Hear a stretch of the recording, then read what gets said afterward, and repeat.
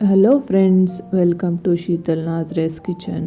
ನಾನಿವತ್ತು ರಸಮ್ ಹೇಗೆ ಮಾಡೋದು ಅಂತೇಳಿ ತೋರಿಸ್ತಾ ಇದ್ದೀನಿ. ಸಿಂಪಲ್ಲಾಗಿ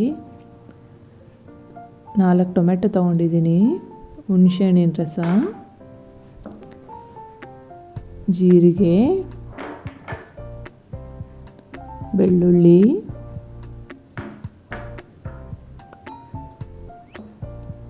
ಉಪ್ಪು, ಬೆಲ್ಲ, ಕರಿಮೆಣಸು. ಇದಿಷ್ಟು ಈಗ ನಾವು ಗ್ರೈಂಡ್ ಮಾಡ್ಕೋಬೇಕು. ತುಂಬ ಸಿಂಪಲ್ ಇದು, ತುಂಬ ಟೇಸ್ಟಿಯಾಗಿರುತ್ತೆ. ನೋಡಿ, ಗ್ರೈಂಡ್ ಮಾಡಾಗಿದೆ.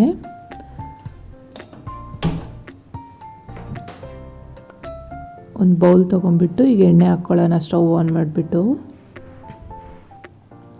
ಎಣ್ಣೆ ಕಾದಿದೆ ನಂದು. ಈಗ ಸಾಸಿವೆ ಹಾಕಿದ್ದೀನಿ,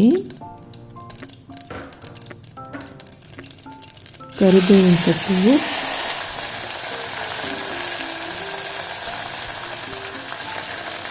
ಹಿಂಗು, ಇದಿಷ್ಟು ನೀವು ಮಿಕ್ಸ್ ಮಾಡ್ಕೊಳ್ಳೋಣ.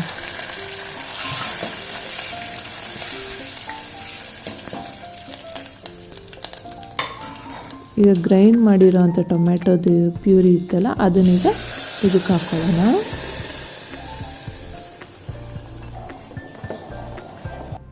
ಹಾಕ್ಕೊಂಬಿಟ್ಟು ಈಗ ನೀರು ಹಾಕ್ಕೋಬೇಕು. ರಸಮ್ ಯಾವಾಗ್ಲೂ ತೆಳ್ಳಗೆ ಇರಬೇಕು. ಕೊತ್ತಂಬರಿ ಸೊಪ್ಪು, ಇದಿಷ್ಟು ಮಿಕ್ಸ್ ಮಾಡಿಬಿಟ್ಟು ಕುದಿಯಕ್ಕೆ ಬಿಡೋಣ. ಈಗ ನೋಡಿ, ನಾನು ಎಷ್ಟು ತೆಳ್ಳಗೆ ಮಾಡಿದ್ದೀನಿ ರಸಮ್ಮು. ತುಂಬ ಟೇಸ್ಟಿಯಾಗಿರ್ತದೆ.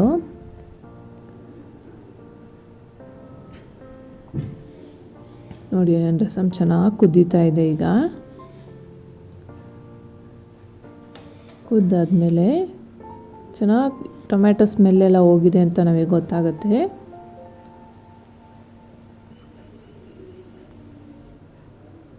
ಅವಾಗ ಸ್ಟವ್ ಆಫ್ ಮಾಡಿಬಿಟ್ರೆ ಆಯಿತು.